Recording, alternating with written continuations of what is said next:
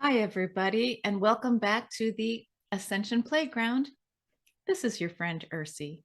Boy, I just want to thank you so much for all of your subscriptions, your likes, and your comments.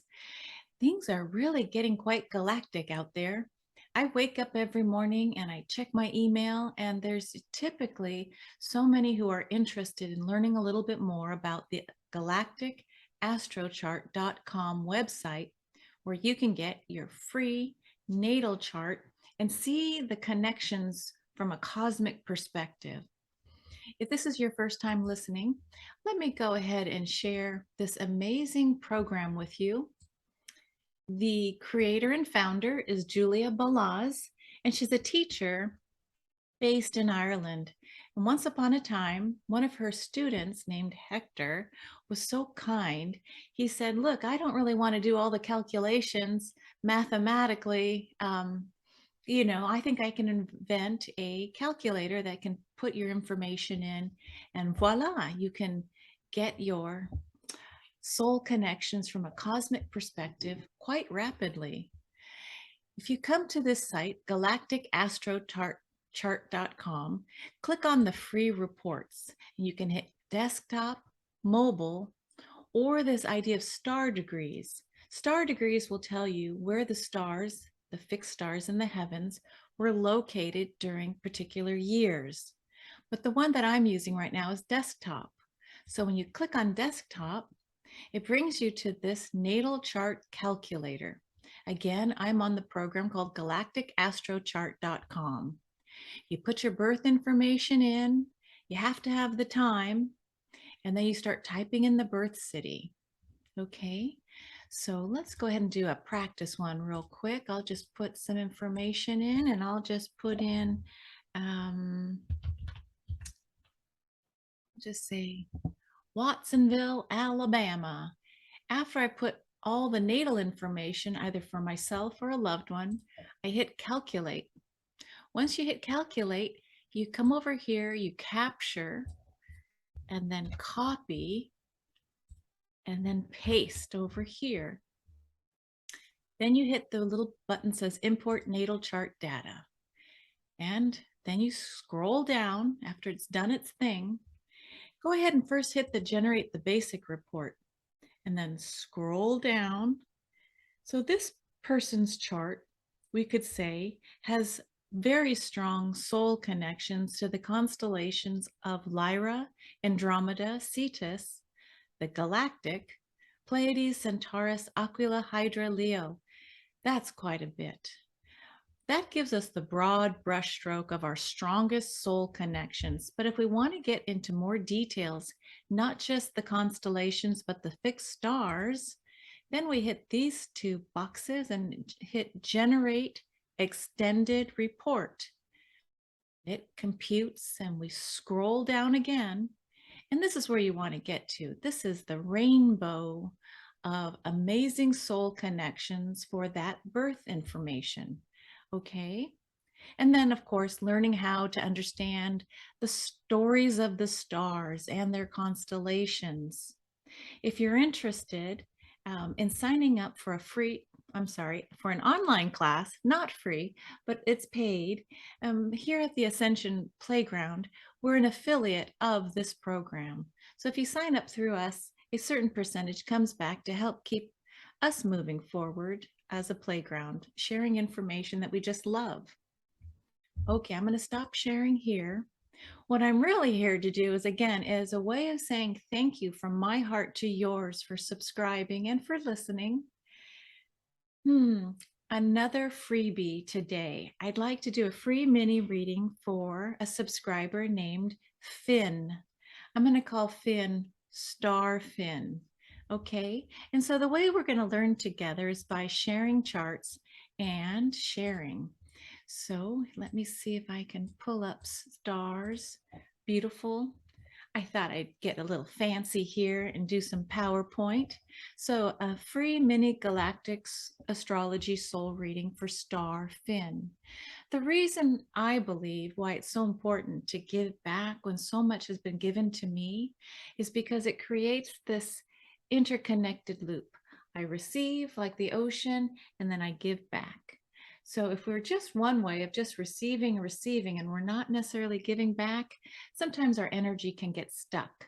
Sometimes it can show up as a physical malady. So my thought for today, for myself as a reminder, is if something physically shows up, why don't I just offer in gratitude from my heart a gift back to the people who are helping me out? Okay, star, here we go. Here is your galactic natal chart. Remember, I showed you all how to use that galacticastrochart.com calculator. Well, here is Finn's amazing chart. I've taken her information and put it in a PowerPoint. Here's the logo for Galactic Astrology 101.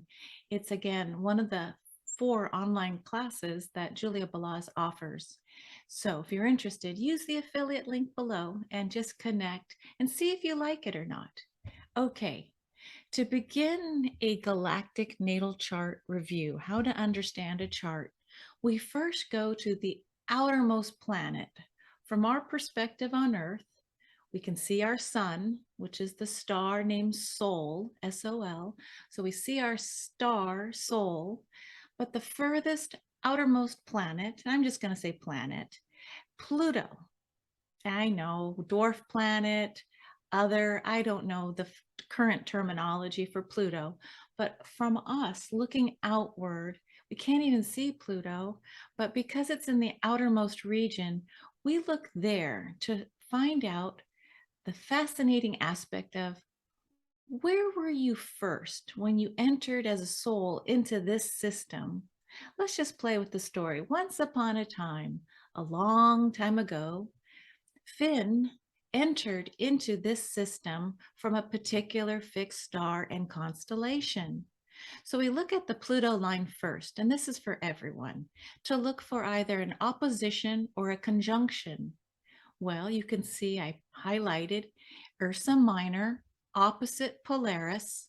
This is an opposition to her natal Pluto in the first house by 0 degrees 10 minutes. Next to that is another opposition by Orion, the constellation Orion. There's a beautiful fixed star named Betelgeuse. Yes, Betelgeuse, Betelgeuse. Before Harry Potter, there was Betelgeuse. Okay, and that opposition is sitting at 0 degrees 21 minutes. So we would say when we compare 10 minutes versus 21 minutes, the closer range for star origin in that once upon a time story for star Finn, we would say, dear soul, you first came into this system and landed on Polaris, the North Star. That is so exciting. The North Star, Polaris. The thing with Polaris too is it's circumpolar. That's a long word. I had to actually go look up what that meant. It means that it stays where it is. It doesn't go below the equator. It doesn't travel or orbit below or above from our vantage point. This is why navigationally, we are now using it as our North Star. Thousands and thousands of years ago, however, the North Star was not Polaris. It was actually in the constellation Draco, the fixed star Thuban or Thuban, Thuban. So that pole star shifted, right? So anyone out there who's a little bit worried about Draco as a constellation with all the reptilians, just understand each star and constellation has its genesis and its stories, and its challenges are included in those stories. But I don't think in 2022 we necessarily have to hold the trauma drama or fear when we're looking up at the heavens. All of us have a little bit of this and a little bit of that, a little bit of the positive with the negative. That energetically helps hold that yin yang. We trade places sometimes by, oh, let me be the good guy. Let me be the bad guy in the next life. So this idea of looking up at the heavens, knowing that Tubin used to be our pole star, but with star Finn and the system that she came in at the timing she did, it was Polaris. Polaris as her star of origin. Now, if you look carefully at the screen, you can see I used a violet or lilac highlighter, and I just started underscoring in lilac, like above my head, these new galactic soul connections that Julia and Hector have recently added to the calculator. As we grow in our understanding and awareness of ourselves, not just in our solar system with the planets, we're not just doing planetology anymore, but we're adding stars and their stories into the mix. So we've got Western astrology or Vedic astrology, and we're bringing the star stories in as we move into this. We're in this photonic light belt. So our awareness and consciousness is shifting. We're actually moving from a consciousness of duality and polarity, the oppositional forces. Sometimes it might not feel like that, but the thrust is moving us much more into a galactic awareness, galactic consciousness. So to help mirror some of that, movement towards galactic consciousness, Julia has added several key points. We've got the galactic center to the Milky Way galaxy. We've got the supergalactic center. She's added the great attractor. And she's also added a newly found Shapley attractor. These are all highly magnetic, very powerful forces that pull energy towards it. And so when we hold it in a birth chart or in a cosmic soul journeys chart, those are points to kind of look at and try and understand how to hold that energy. Okay, I'm leaving you with a little teaser there. Let's see, here we go, our next slide. Now we're looking at the sun, the moon, and the ascendant line, also looking for conjunctions and oppositions to determine where was Star Finn's most recent lifetime before her current incarnation as Finn on Earth. Well, her sun in Virgo in the 9th house is opposing a beautiful fixed star named Fomalhaut. It's also sextiling the Shapley attractor. Had to put that in there. So Fomalhaut in the constellation named Piscis Austrinus. What we could say is Finn's sun in Virgo, 5 degrees, 16 minutes in the 9th house of the explorer, of the philosopher, of aiming high.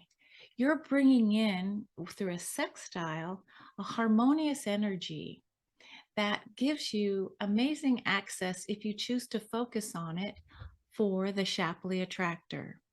Now, think of Russian dolls. I'll do a quickie review. If we see ourselves as human, I like to go right to our belly button. That's our natal umbilical cord. But think metaphorically as a hara, this invisible silver umbilical line that connects you, dear one, to all of your lifetimes in the past, all of your lifetimes in the future, and your current lifetime. Now then, think of that umbilical cord now moving into the center of our galaxy, the Milky Way galaxy. There's this black hole that is called the galactic center. And the galactic center is then being pulled with 32 other galaxies into what we're calling a supergalactic center. So hold on to your umbilical cord, right?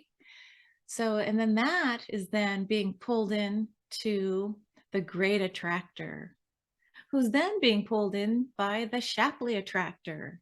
And we are sure as heck going to find beyond the Shapley will be other magnetizing and connecting amazing portals of potential connection.